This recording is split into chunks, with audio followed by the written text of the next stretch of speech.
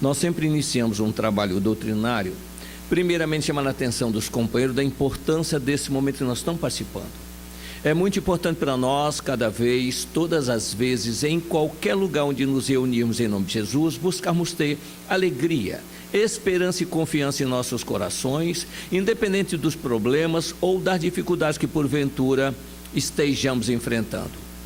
Por que essa alegria, por que essa esperança e por que essa confiança?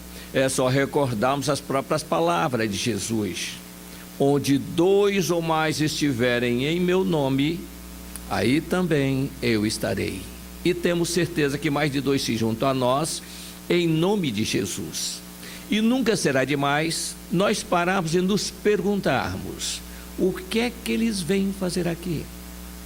O que é que eles estão fazendo aqui? Primeiramente, não vêm aqui para aprender conosco, mas sim para atender às nossas necessidades, e sejam nós encarnados ou desencarnados. Qual deve ser a nossa postura nesses encontros? Como deve ser o nosso comportamento? Aprendermos a aproveitar a oportunidade que nós estamos tendo, aprendendo a conversar com eles, a abrir o coração a eles, falar de alegrias que nós já tivemos, tristezas que já amargamos, vitórias que já conseguimos, derrotas que não conseguimos esquecer, falar daquilo que nós sentimos que ainda precisamos alcançar para vencermos a dificuldade que a vida ainda nos apresenta, porque dentro das possibilidades que estes nossos irmãos já possuem e dentro dos esforços que todos nós devemos estar fazendo para merecer a assistência deles, temos certeza de uma coisa: são eles que em nome de Jesus poderão depositar um bálsamo nas feridas que todos nós ainda carregamos na alma, tanto os encarnados quanto os desencarnados. E até porque, a bem da verdade, deveria ser sempre pela presença deles que nos reuníssemos, no corpo ou fora do corpo. Então, que nós possamos aproveitar esses momentos, se repetem a cada vez, todas as vezes, em qualquer lugar onde nos reunimos em nome de Jesus. Sobre o tema do nosso estudo, nós vamos manter os 2 temas: homem de bem e egoísmo. Por que isso? Não se chega a ser um homem de bem se não vencer o egoísmo. Vencido o egoísmo, atingimos o nível de homem de bem, não precisa mais lição nenhuma. Nós temos que aprender com eles. Então, dentro desse aspecto, é que nós vamos refletir. Naqueles momentos nós passamos aqui estudando, tentando entender qual é o caminho que nós temos que seguir para alcançar os propósitos que nós mergulhamos com o fim de vencer as dificuldades e alcançá-lo, mas de certa maneira nós os esquecemos. Nós separamos apenas algumas perguntas resumidas do Livro dos Espíritos. A primeira dela foi a 913. Kardec pergunta o seguinte: dentre os vícios, qual que se pode considerar radical? Dentre os vícios, qual se pode considerar radical? Resposta dos Espíritos: temos-lo dito muitas vezes, o egoísmo. Daí deriva todo o mal. Estudai todos os vícios e vereis que no fundo de todos há egoísmo. Nem complementamos, que resta bem claro, não é isso? Pois bem, as outras 2 perguntas são algumas mais, vamos ser só mais 3 para só vamos ler a pergunta e não precisar dar a resposta. Só vamos ler a pergunta. Por que isso? Nós começamos a perceber o seguinte: nós começamos a compreender quando entendemos o que não está escrito. É aí que nós começamos a compreender. Vejam bem as perguntas que são feitas, que nós vamos perguntar. Kardec que pergunta, não é isso? Fundando-se o egoísmo no sentimento do interesse pessoal, bem difícil parece extirpá-lo inteiramente do coração humano. Chegar-se-á a consegui-lo? É a pergunta dele. Chegar-se-á a conseguir eliminar de dentro de nós? Não vamos ter a resposta ainda. Na 915, que é a seguinte, ele também pergunta: por ser inerente à espécie humana, o egoísmo não constituirá sempre um obstáculo ao reinado do bem absoluto na Terra? Quer dizer, não vai ser sempre um obstáculo? Sem entender nada mais, nós vamos responder apenas com a pergunta 115. Todos se tornarão perfeitos, então vai vencer. Não precisa nem ler nada, vai ter que vencer um dia. Todos se tornarão perfeitos. Na 115 está escrito aí isso. que nós temos que aprender a lidar com as perguntas e respostas do conjunto da obra, não na sequência que ela vem, que passou a informação lá atrás. Quando se diz todos se tornaram perfeitos, está dizendo o seguinte: não tem nenhuma condicionante aí para alcançar a perfeição. O que seria uma condicionante? Nós aprendemos que nós temos que fazer a vontade de Deus e a lei de Deus, não é isso? Se os Espíritos respondessem assim na 116, todos que fizerem a vontade de Deus se tornaram perfeitos, todos que obedecerem a lei de Deus se tornaram perfeitos, então havia uma condicionante. Nem coloca isso, todos se tornarão perfeitos. Uma coisa é eu obedecer e seguir por vontade própria ou através da necessidade. Escolha, cada um escolhe. O tempo é o nosso maior auxiliar. Tempo nós vamos ter suficiente para isso. Então nós precisamos, na verdade, de conhecimento, esforço e tempo. O conhecimento eles mandam para nós. O esforço depende de nós. O tempo, eles concedem a eternidade. Então quem quiser andar mais rápido, é aceitar as instruções. E é isso que nós vamos observar aqui. A última questão, nós vamos só ler, mas vamos deixar para comentar no final, tudo bem?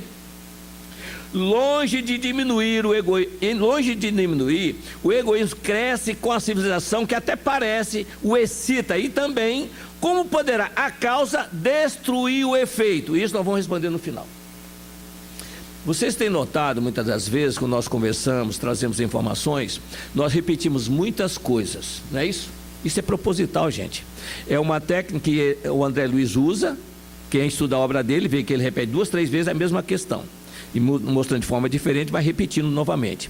Jesus também ensinou que a repetição é importante para o nosso aprendizado. E nós, baseado nisso, nós colocamos aquele seguinte raciocínio: aprendemos por repetição, compreendemos por comparação, aceitamos por convicção e fazemos por determinação. O Emmanuel, no livro, deixa eu pegar o nomezinho do livro dele aqui.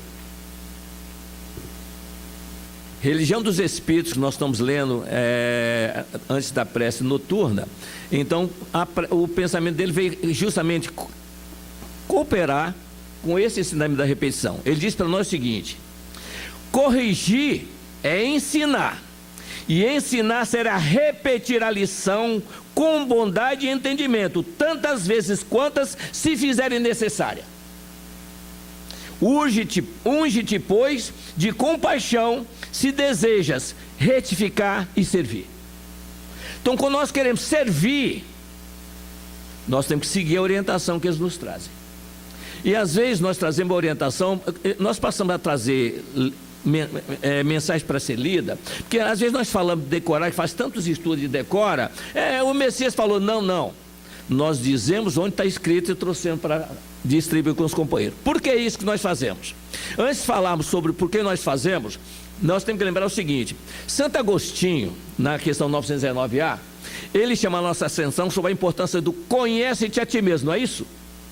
E ele ainda diz: faça como eu fazia quando estava entre vós. Ao final de cada dia, passava em vista tudo o que havia feito. Se eu prejudicasse alguém, eu iria me desculpar com isso. Então é o que ele diz: faça como eu fazia. Acontece o seguinte, que existem várias formas de conhecimento. Nós somos aprendizes, não somos imitadores. Para fazer com conhecimento de causa, nós temos que atingir o nível dele. Ainda estamos muito distante dele. Então nós vamos conhecer a nós na nossa essência. Qual é a nossa essência? Aí nós somos todos iguais. Qual é a nossa essência? Nós, quando atingimos um nível espiritual, ou seja, de espírito num planeta, nós somos envolvidos por um perispírito, e nesse perispírito nós somos dotados de alguns atributos. O primeiro atributo que nós temos é o instintivo, que já vem conosco desde os reinos inferiores. Nos acompanha sempre, o instinto. Na questão 74, Kardec pergunta, com o desaparecimento do instinto, com o surgimento da inteligência, desaparece o instinto? Não. O homem é que não lhe dá valor. O instinto muitas vezes é melhor conselheiro do que a razão. Ele nunca se transvia. Então o instinto está sempre presente. Mas quando nós, há 40 mil anos atrás, nós começamos a raciocinar. Quando nós começamos a raciocinar, surgiu em nós o uso da nossa inteligência, que surge no reino nominal para nós. A inteligência comanda os atributos que vêm logo abaixo. Pensamento. Penso, logo Existo. Então, primeiro vem o pensamento. A inteligência está compreendendo o pensamento. Para eu guardar os meus pensamentos, eu tenho que ter um lugar para isso. É chamado de memória. É um atributo da memória. Com o atributo da memória, nós temos também o seguinte: lembrar que temos mais coisa para organizar dentro de nós. E nessa memória nós temos a intuição, a inspiração e a imaginação. São recursos auxiliares para nós usarmos nosso conhecimento. Por que isso? Porque nós também somos dotados de um atributo chamado vontade. São 11 atributos básicos que nós temos. A vontade. Na vontade, nós também temos o sentimento. Esse é o que nós vamos tratar aqui, porque no sentimento está inserido o aspecto do comportamento que nós chamamos de egoísmo. E para reunir todas as nossas vidas passadas, existe uma espécie de memória somatória que nós chamamos de consciência, onde está escrita a lei de Deus, onde é submetido todos os nossos atos em qualquer tempo, em qualquer época, para saber se nós estamos adequados, integrados ou não na lei de Deus. Enquanto não estiver integrado, nós não movimentamos, avançamos para adiante. Então, o sentimento que traz, cuida do egoísmo, é tão delicado esse atributo. Eu não coloquei o raciocínio, né? Tem um raciocínio também que nos obriga, é um estilo que nós usamos. O que é o raciocinar? Raciocinar é usar informações e buscar soluções que nós queremos encontrar. Às vezes nós não sabemos utilizar o objetivo do raciocínio para o bem. Às vezes é até para tirar proveito daquilo. Mas é coisa que nós vamos aprendendo. Agora, o que interessa aqui para nós hoje é o atributo sentimento. É tão delicado isso, que para entender esse atributo sentimento, nós somos obrigados a dividir em 3 grupos esse atributo sentimento. Nós quando iniciamos, começamos com, são os mais próximos da inferioridade nossa, não inferior que nós somos, do conhecimento que nós temos. É o orgulho, a vaidade e o egoísmo, é os cabeça de chave. Do orgulho, está tudo dentro de nós misturado, não está separadinho não, nós é que temos que organizar para se quisermos trabalhar com eles. Do orgulho nós temos que partir para a humildade, viajar do orgulho para a humildade. Da vaidade nós temos que viajar trabalhando e modificando para alcançar a simplicidade. E do egoísmo, que é o que nós vamos tratar aqui, nós temos que trabalhar melhorando para avançar para a caridade.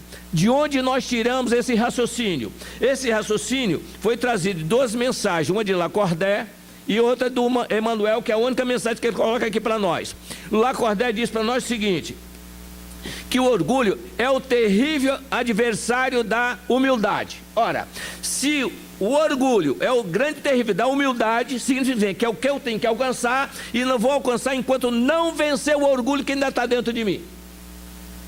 Aí do orgulho você vai avançando, passa para prepotência, arrogância, está melhorando, mas vai andando.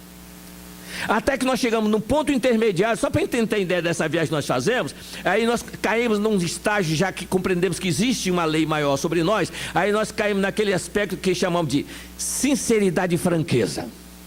Aí consideramos como positivo, não é assim? Só que ainda é inferior que nós somos, aí nós usamos a franqueza e a sinceridade para agredir. Já notaram isso? Eu sou sincero, não é assim que ele fala? Eu sou franco. Gente, cuidado com isso. Emmanuel, o Chico conta que companheiros que visitavam ele certa feita, no hotel discutia sobre a importância da verdade. Não, tem que dizer, tem que falar tudo. Aí, quando eles foram para a reunião, Emmanuel começa a dizer o seguinte, numa mensagem através do Chico: a verdade é como um diamante. Se nós dermos um diamante para um pobre, ele vai vender esse diamante, vai ficar rico, atender suas necessidades, vai ficar feliz conosco. Se nós dermos um diamante para uma mulher, ela vai fazer uma joia com ela, vai ornar-se com ela e vai ficar feliz pelo presente que nós nos demos. Mas se nós jogarmos o diamante no rosto dos dois, nós vamos arrumar 2 inimigos. Deu para notar o que ele quis dizer? Eu estou com a verdade, perco a chance de fazer a paz com o meu adversário. Quero jogar o verdade na cara dele. Nós às vezes temos esse hábito aí, só para entender, seguinte: alguém faz uma fofoca contra mim, e alguém vem e me diz a fofoca que me falaram. Ele vai ter que repetir isso na minha cara, não é assim?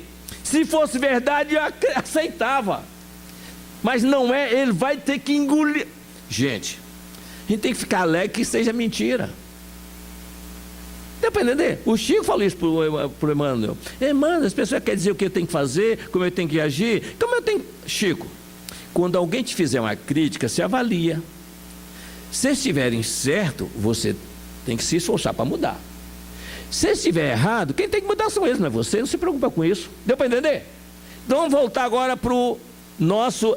na vaidade, só para dizer, na metade da vaidade é o melindre.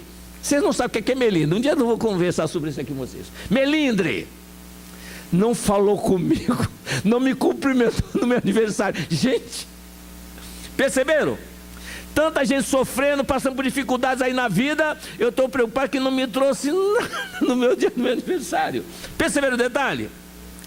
E no egoísmo, como é que funciona o egoísmo? Do egoísmo, nós vamos avançando para a cobiça. Na cobiça, nós somos avarento. Depois, nós começamos a entrar na inveja.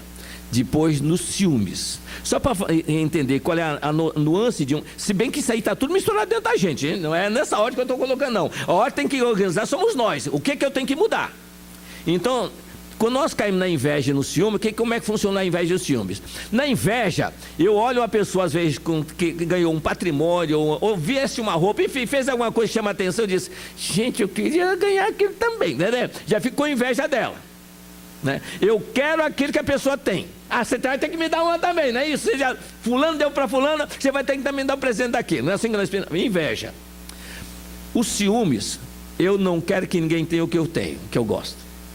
Na inveja eu quero do outro, no ciúme eu não quero que tenha o que é meu. Deu para entender? E no meio do caminho do egoísmo, invejando para a caridade, que o Emmanuel disse para nós, não é isso?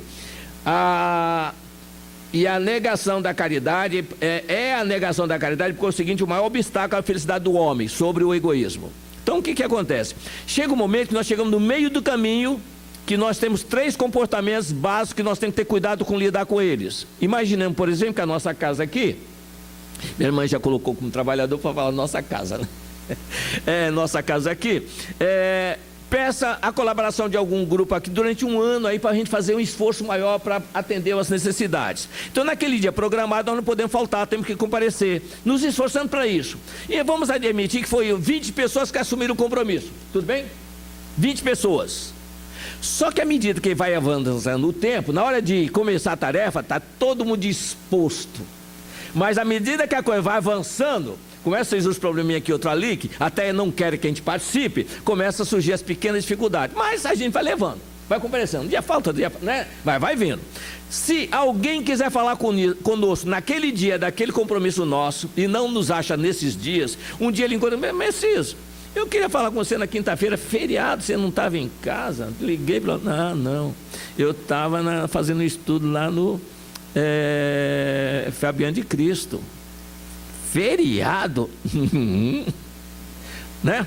E aí, vê bem, isso pode acontecer com 3, 4 pessoas nossas. Eu fui assistir um estudo lá, mas toda quinta-feira tem estudo, não tem? Pois bem, o cuidado nosso é quando alguém nos questiona. Quando alguém nos cobra a nossa ausência por esse motivo, de certa maneira é agradável para nós. Eu tenho um motivo justo para dizer para ele. Agora, cuidado com o motivo que eu vou dar. Existe em nós um impulso chamado impulso instintivo, que reflete o que nós somos. Um pode responder o seguinte, é um sacrifício, mas vale a pena. Gente, é sacrifício, mas vale a pena, é porque eu faço, mas não é bem o que eu queria. Deu para entender? É um sacrifício, mas vale a pena. E vem tão natural, que eu acho que é normal. Não é. E vou explicar por que não é. E o outro disse o seguinte, não, isso é nossa obrigação. Nossa obrigação. Obrigado. Se é obrigado é porque eu não quero, não é isso? Outro diz, não, é meu dever. E o outro pode responder, não, é minha responsabilidade. Muito cuidado quando a gente diz, nossa responsabilidade, eu estou querendo distribuir com os outros. Não, é minha responsabilidade. Deu para entender isso? Então, por que nós chamamos a atenção sobre isso? Já notaram que quando eu faço um trabalho que eu não gosto de realizar, eu acho que o pagamento tinha que ser maior? Se eu faço uma coisa esforçado, eu acho que o pagamento lá vai ser bem melhor do que o nosso lar para quem está no Ministério da Comunicação, do Poder Divino. e não lá das câmaras de retificação. Gente, o esforço que eu faço, mas esforço é porque eu não gosto daquilo. Mas não é assim que se recompensa. Paulo que diz, façamos de boa vontade, como sendo ao Senhor e não aos homens. Então tem que dar um objetivo para isso. Para não ficar cobrando, que toda vez que nós cobramos, nós não estamos dando de graça o que de graça nós recebemos. Deu para entender isso? Bom, nesse aspecto aí, nós temos uma ideia dos nossos compromissos com o nosso sentimento. Mas, um dos momentos que nós chamamos a atenção sobre falar sobre isso, porque nós estamos na doutrina, temos algum conhecimento, mas existem coisas que nós temos que ter cuidado como nós tratamos com ela. O nosso irmão X traz uma mensagem para nós no livro Cartas e Crônicas. Ele diz para nós o seguinte: 2 companheiros advogados trabalhavam durante 26 anos juntos. Criaram-se uma amizade, um realmente era unha e carne com a outra. E o Mota, que era um advogado, ele desde a mocidade dele era espírita.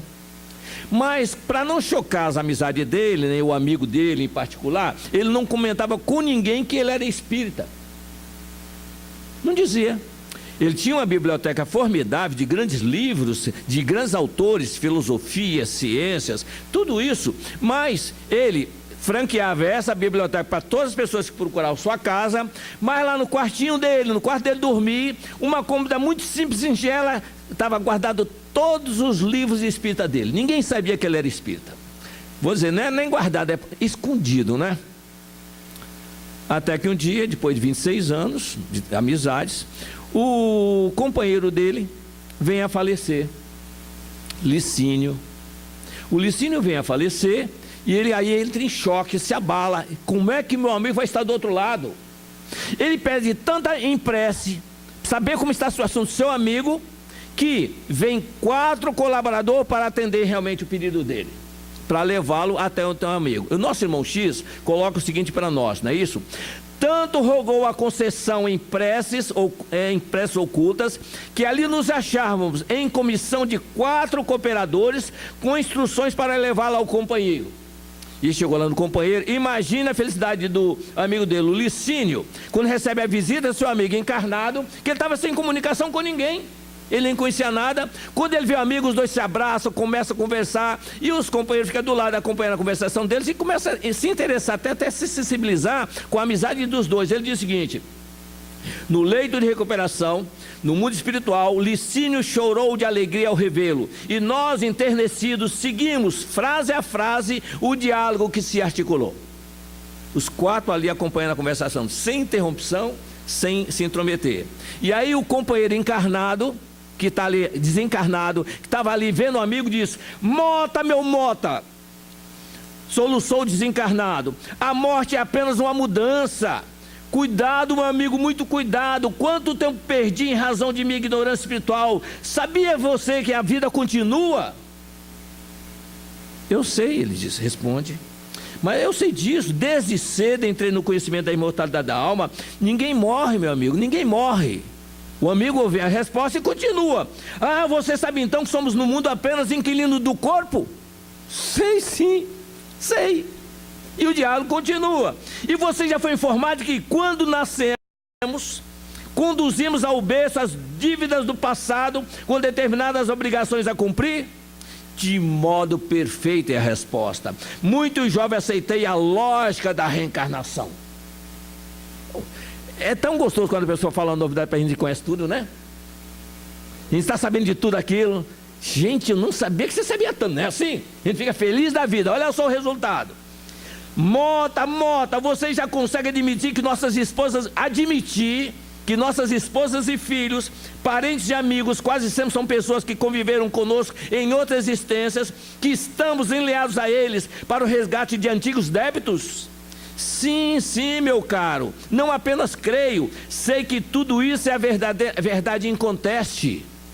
E ele continua: e você crê nas ligações entre os que voltam para cá e os que ficam? Você já percebe que uma pessoa na Terra vive e respira com criaturas encarnadas e desencarnadas, que podem existir processos de obsessão entre os chamados vivos e mortos, raiando na loucura e no crime? Sim, sei, claramente eu sei disso tudo. Ele parou e diz: Mota, você está certo de que a vida é a continuação que deixamos e fizemos? Já se convenceu de que todos os recursos do plano FII são um empréstimo do Senhor para que venhamos a fazer o bem, o possível e a ninguém ao mal depois da morte? Você consegue fugir de si mesmo? Sim, sim, sim. Nesse instante, a vista dele turva, do Licínio, ele vira para o amigo o seguinte: fora daqui, embusteiro mistificador! Vai embora! Você não é o meu amigo. Que se o meu amigo soubesse disso, tu teria me avisado para não chegar aqui sofrendo. Foi um choque tão grande para ele. E o rapaz, o desencarnado, começou a entrar em desequilíbrio, que os companheiros retornaram ele, trouxeram ele para o corpo. Quando ele chegou no corpo, o irmão X diz: ele tinha certeza que não foi um sonho, foi um encontro verdadeiro. Ele abriu a janela de madrugada, olhou o casario lá embaixo e ficou imaginando aquelas casas todas, quantas pessoas não estavam partindo para o outro lado, na ignorância da vida espiritual. E ele começou a refazer ali o seu conceito de que apenas interessava a ele o que ele conhecia. O trabalho nosso é divulgar, meus irmãos. Nós temos aqui irmãos nossos encarnados, por isso nós até fizemos, podíamos até comentar o dos homens de bem, né? Porque muitos encarnados vêm para cá e às vezes não estão sabendo disso. E não ouvem seus amigos espirituais, nem realmente as companhias que poderiam falar com eles. São trazidas aqui para clarear o que eles têm. E aí, nesse aspecto aí, que nós vamos tentar entender uma coisa, na doutrina espírita. Nós estamos em processo de desenvolvimento. Lembra que nós falamos que nós não aprendemos enquanto não identificamos coisas que não está escrito, mas o raciocínio lógico leva àquela resposta. Repara o detalhe.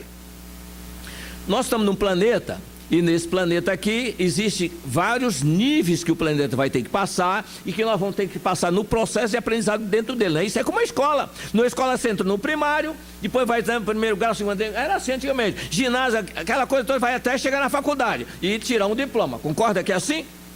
O processo é quase o mesmo.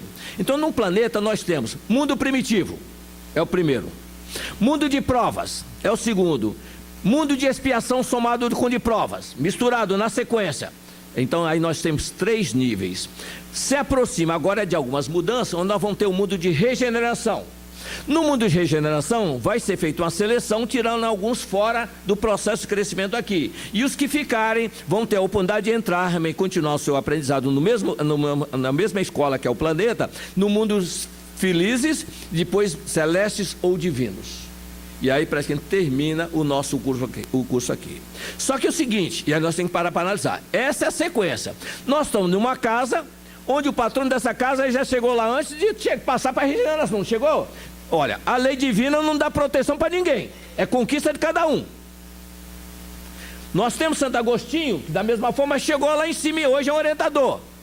E não passou, o mundo de regeneração nem chegou no planeta e aquele já chegou lá em cima.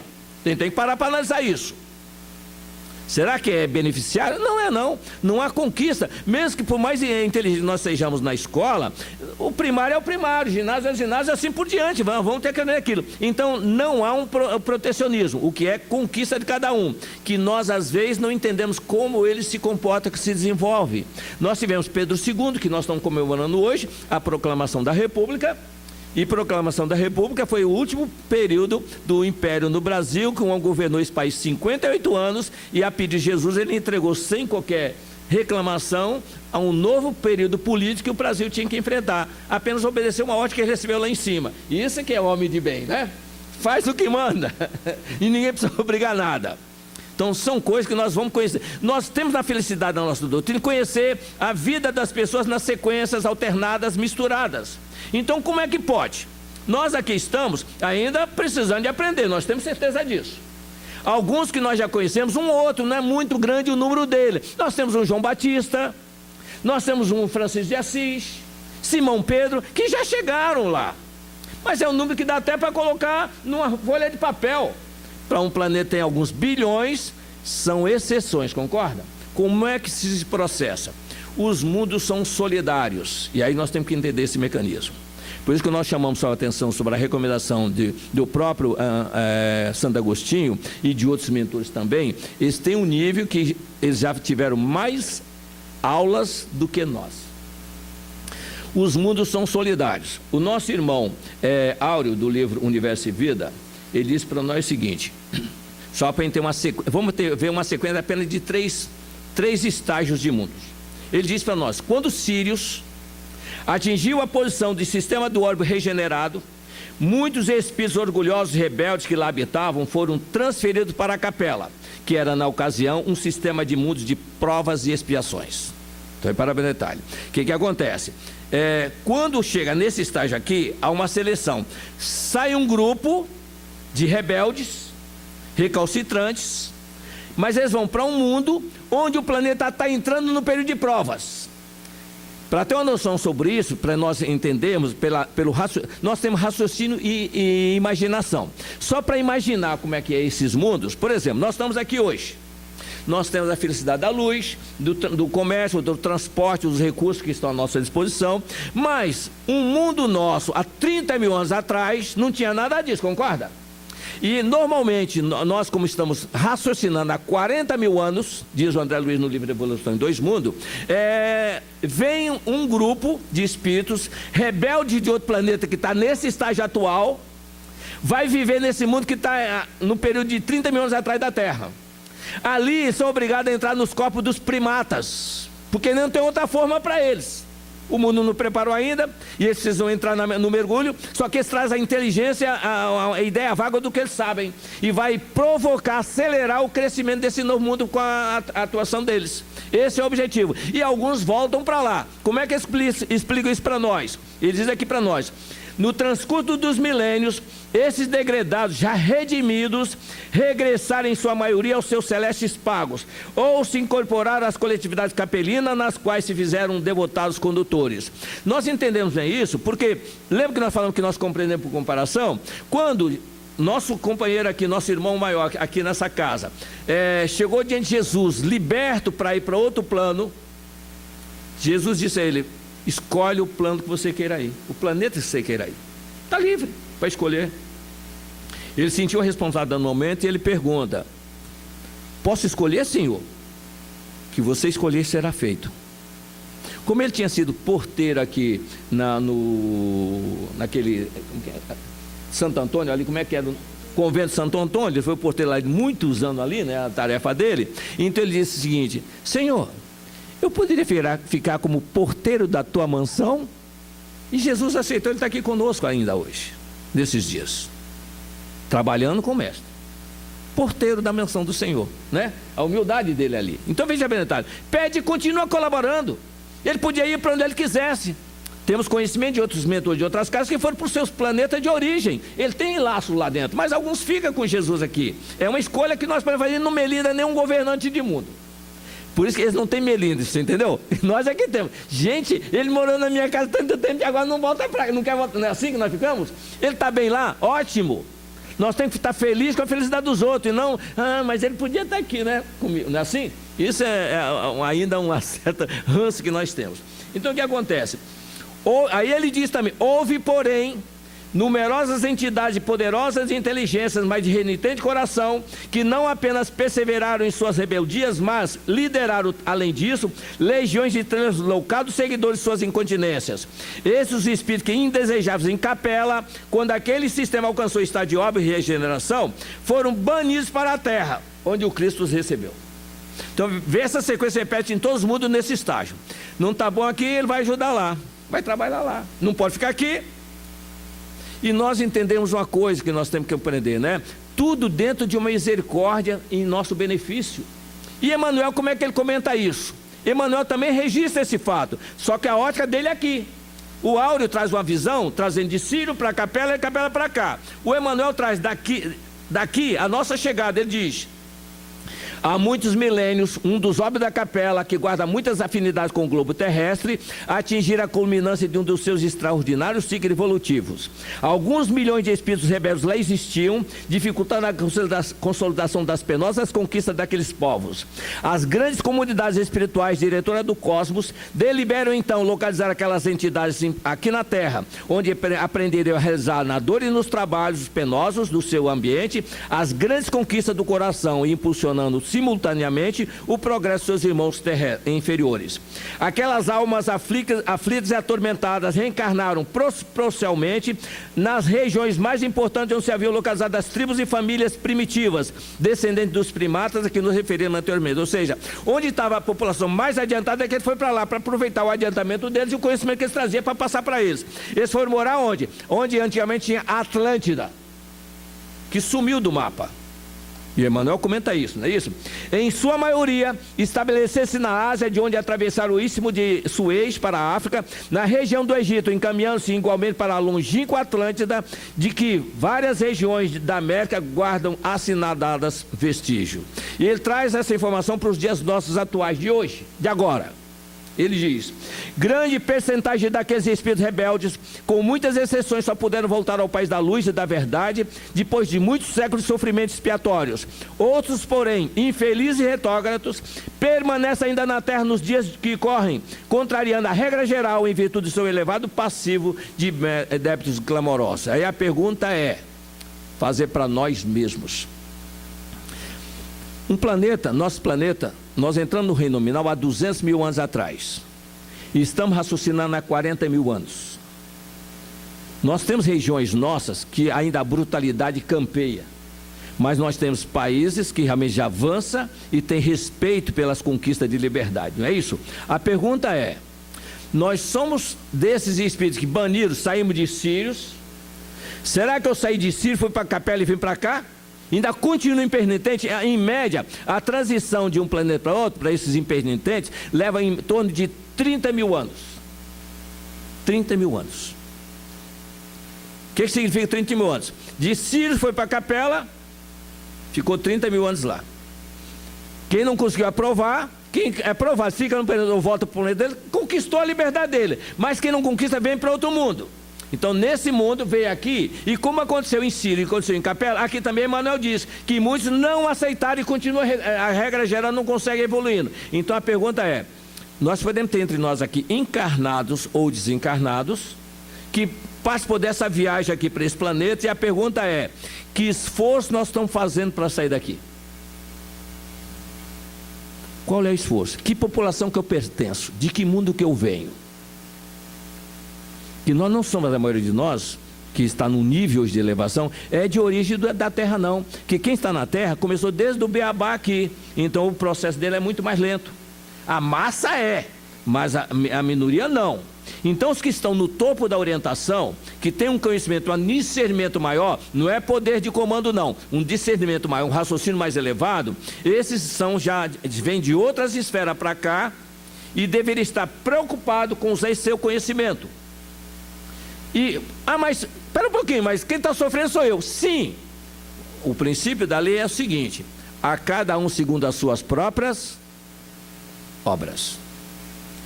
Nós respondemos pelos nossos erros. Mas a pergunta é: no caso do homem de bem, é aquele que realmente não cobra de ninguém, não julga ninguém, e nós não queremos julgar também ninguém.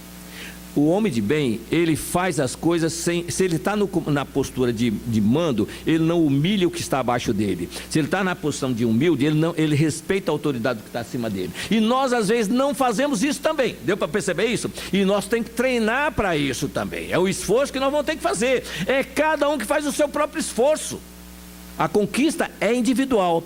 É só raciocinar uma coisa seguinte. O nosso irmão Mota viu que o Licínio chegou lá em sofrimento, não chegou? O Licínio chegando lá em sofrimento, o que acontece? Não, mas eu frequento a casa de Fabiano, eu frequento tal instituição, eu estou procurando trabalhar na doutrina. Eu tenho certeza que eles não vão me deixar sofrer. Eles vão me dar um atendimento lá. Quando sair, olha, quando eu desencarnar, eu não quero nem flor nem nada, peça para eu ser recebido. Gente, nós temos que aumentar um pouquinho o nosso desejo de retorno.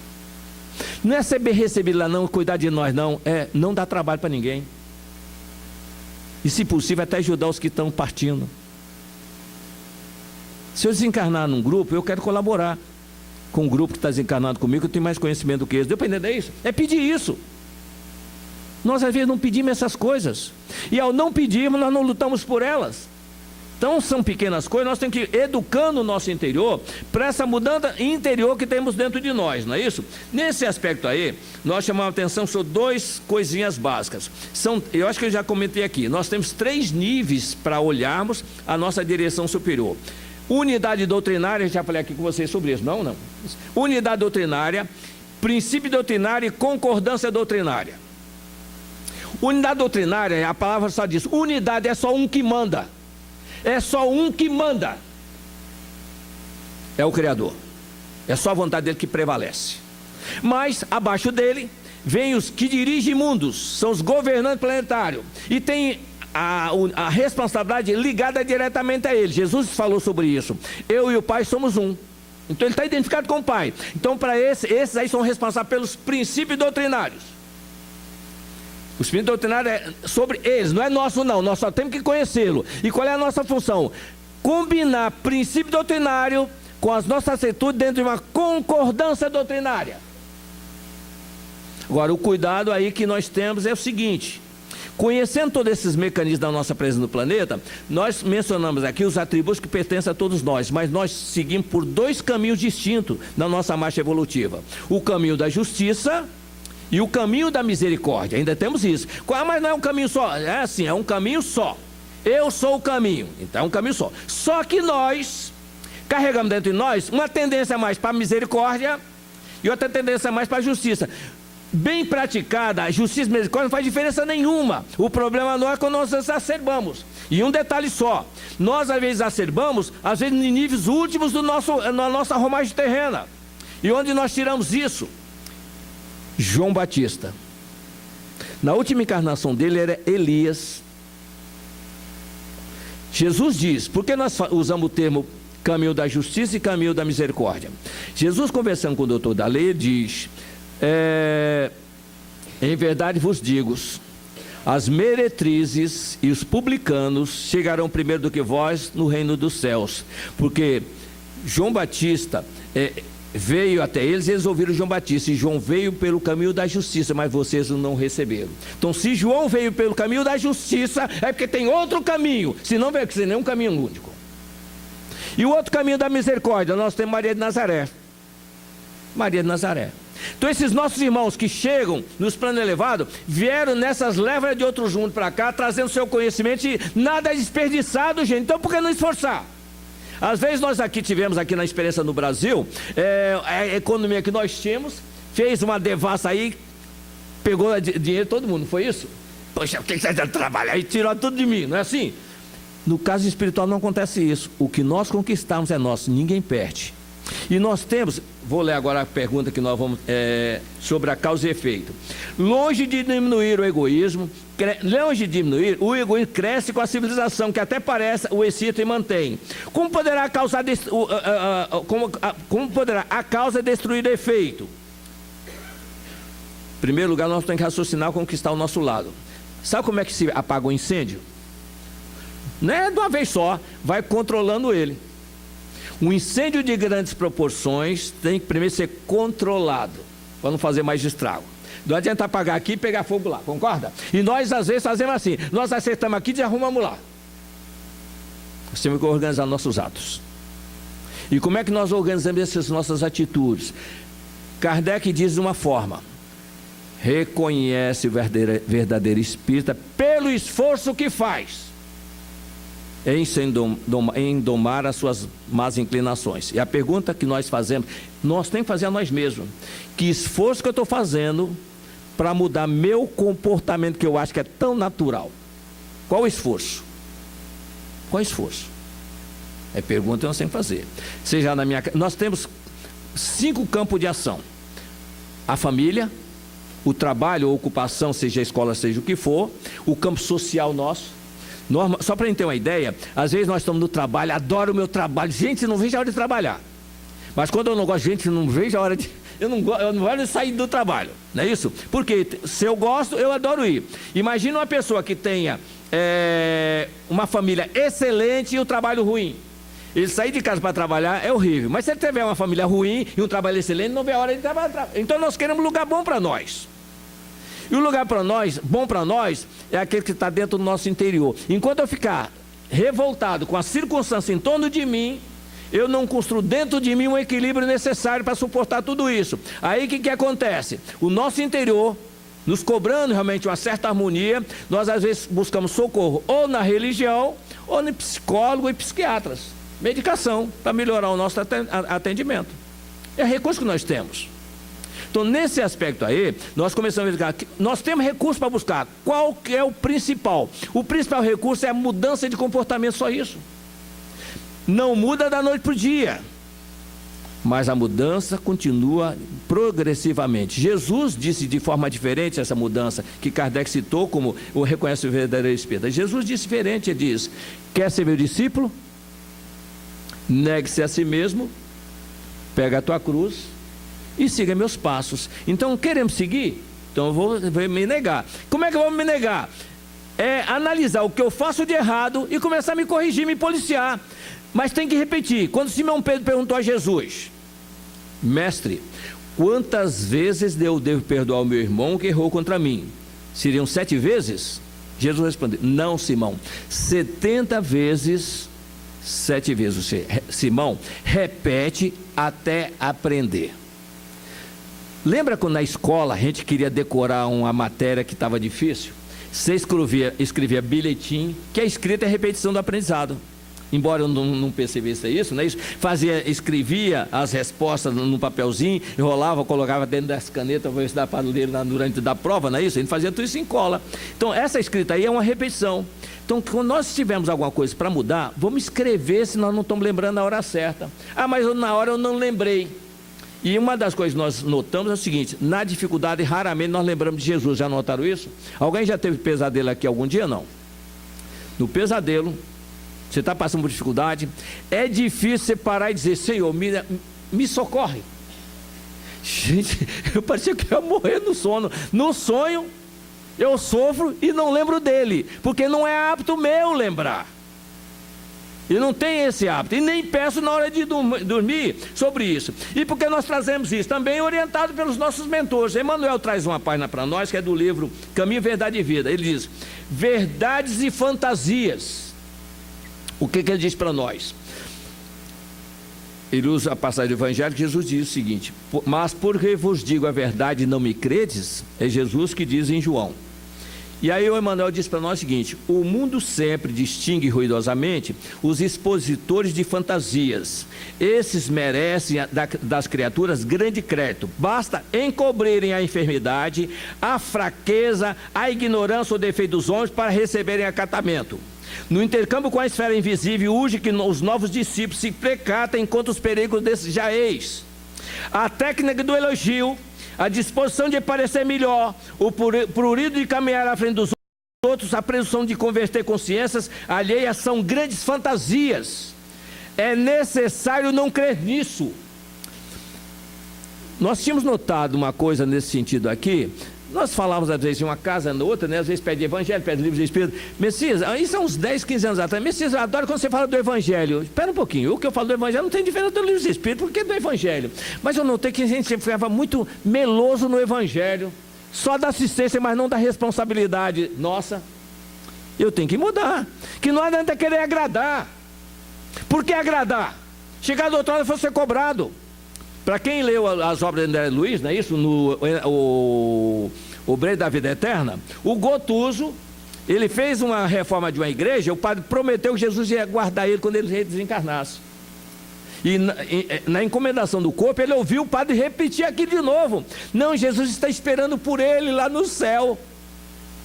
Ele disse quando ele chegou: André, quando eu cheguei aqui não tinha ninguém me esperando, um sofrimento danado. Voltei e procurei pelo padre explicações para ele me dar.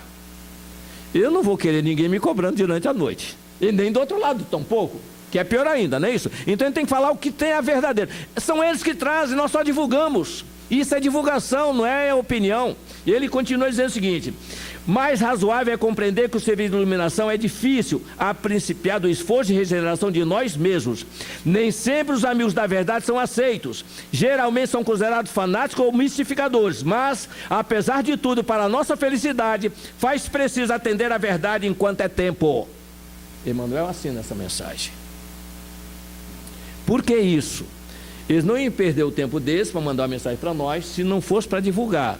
Nós, às vezes, saímos escolhendo as mensagens que nos agradam. Às vezes, claro, eu preciso de uma mensagem que me eleve, suba o meu nível interior. Eu estou precisando sair desse marasmo, eu preciso sair uma mensagem que me conforte.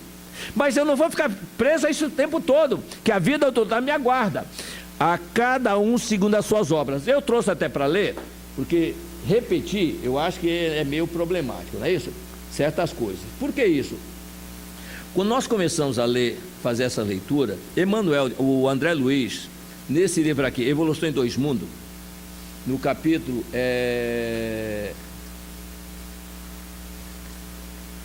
10, Palavra e Responsabilidade, olha só o que ele diz para nós. Vou só um resuminho no finalzinho, não é isso?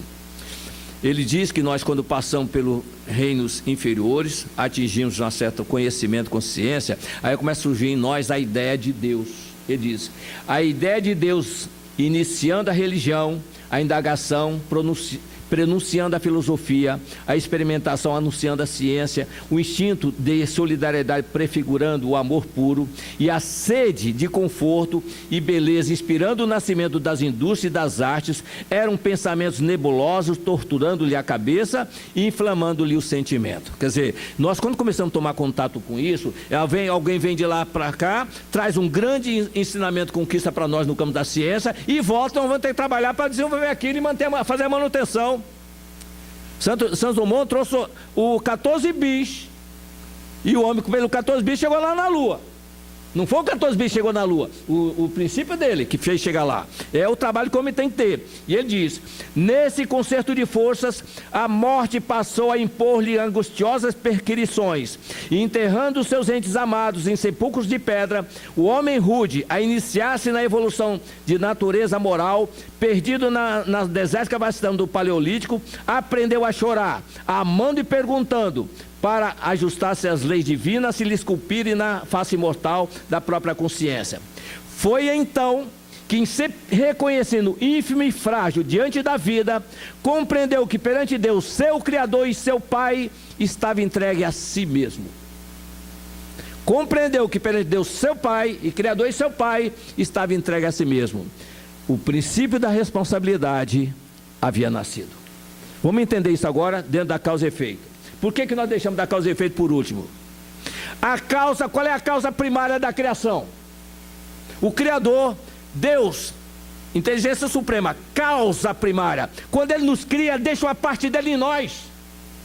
Essa causa nos orienta o caminho que nós temos que seguir, mas nos dá liberdade de seguir ou não, no tempo que nós acharmos necessário. E de tal forma Ele nos fez tão dentro de que vai alcançar a perfeição, que nos deu a imortalidade e o direito de conseguir a perfeição. Somos imortais, a centelha é imortal. Nós não morremos. Agora, trazemos em nós essa fagulha, essa centelha. E para entender a ideia, como nós chegamos no planeta, nós não sabemos, não paramos para analisar como é que nós chegamos nesse planeta. Parece que eram realmente rebeldes e insubmissos, porque não tinha conhecimento nenhum, não é isso? O nível mais elevado que nós alcançamos aqui no planeta é de filho de Deus, não é assim? Olha só o que nos chama. Quando nós falamos concordância doutrinária, Emmanuel Bezerra de Menezes, o Calderaro e outros autores espirituais sempre usam a seguinte expressão: somos filhos de Deus.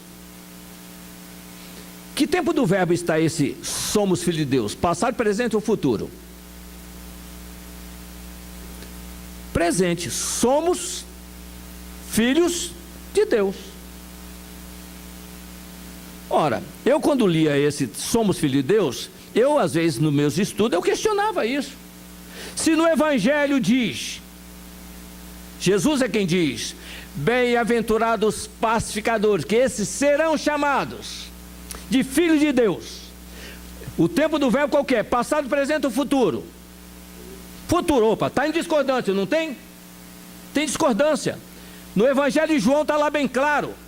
Ele veio ao mundo, e o mundo foi feito por intermédio dele, mas o mundo não o recebeu. Mas todo aquele que o receber e fizer a sua vontade, poderão tornar-se filhos de Deus. Passado, presente ou futuro? Futuro. Ora, se o Evangelho diz que é no futuro, e os nossos irmãos que nos orientam diz que é presente, está discordante nisso, alguma coisa está errada. Aí você começa a estudar, procurar informação. E aí eles nos auxiliam a encontrar. Na verdade, quando nós somos expulsos na origem, nós temos a condição de filho de Deus. É uma escala. Kardec, na questão 100, só coloquei isso para os nossos irmãos, porque nós temos muitos irmãos encarnados, mesmo na doutrina espírita, até a gente descobrir isso leva tempo, estudando continuamente, para enxergar isso. Jesus conta a parábola do filho pródigo. Deus só cria centelhas simples e ignorantes. Centelhas. Espírito é o termo que Kardec colocou, porque ele só conhecia o termo espírito. Mas é a centelha que é criada, simples e ignorante. Que o espírito, ele é um nível de filho de Deus. Por que nós vemos isso? Vamos ver a parábola do filho pródigo? Resumidamente. Jesus conta que um pai tinha 2 filhos. Esses 2 filhos são 2 comportamentos distintos. Um deles, o mais jovem, pediu para sair perto do pai, não foi isso? E saiu.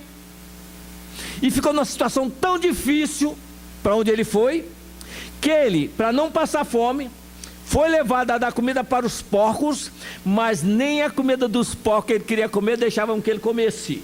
E aí é Jesus que conta a parábola, está lá, ele diz. E ele então começou a pensar: os servidores de meu pai, olha só o detalhe de Jesus contando, os servidores de meu pai, quer dizer, então ele é filho, mas os outros não são filhos ainda. Os servidores de meu pai têm melhor vida do que eu. Lá ele tem pão em fartura e eu aqui passando fome. Levantar-me-ei e irei ter com meu pai. Meu pai. E Jesus está dizendo, não é o filho que está dizendo, não é o pai, é Jesus está dizendo.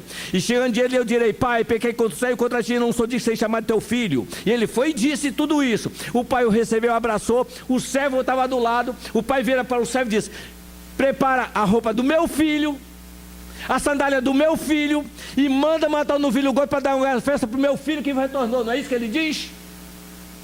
E eles vão, os servos vão e preparam tudo isso. Quando o filho mais velho chega do trabalho, pergunta a um dos serviçais, vem falar com ele. Um dos servos vem falar com ele. O serviçal chegou para falar com ele e perguntou: que festa é essa? Teu irmão voltou, não falou nosso irmão, não é mesmo irmão ainda. Eu não sou irmão dele ainda, e vocês? Teu irmão voltou e teu pai não é meu pai ainda. Jesus está dizendo isso para nós. Mandou matar o novilho gordo para dar uma festa para ele. Ele então indignado, não quer entrar na casa. Aí o pai vem falar com ele: filho, chamou de filho.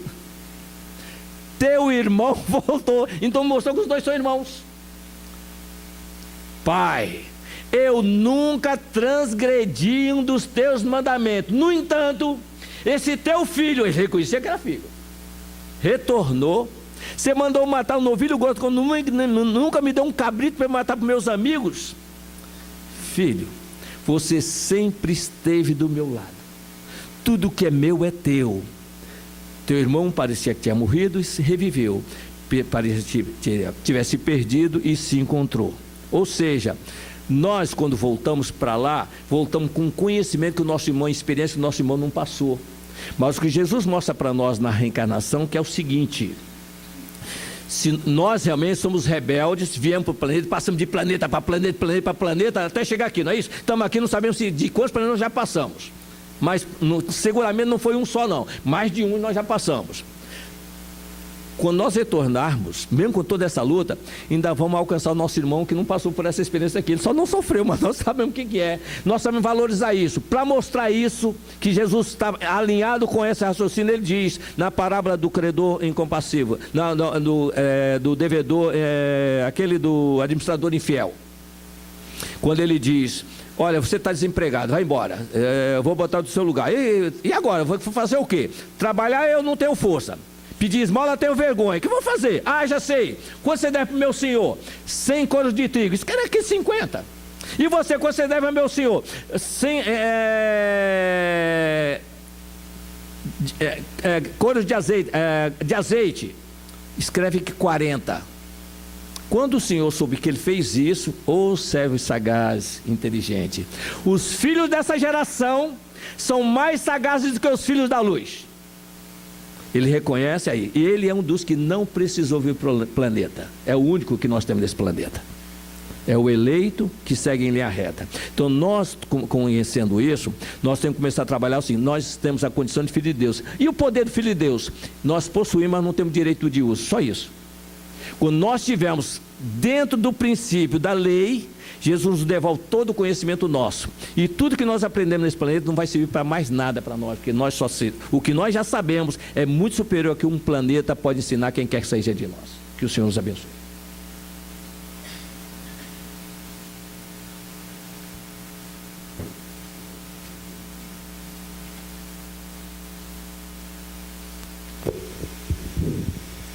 Nós agradecemos ao Messias pelo belíssimo estudo que ele nos trouxe. Bastante coisa.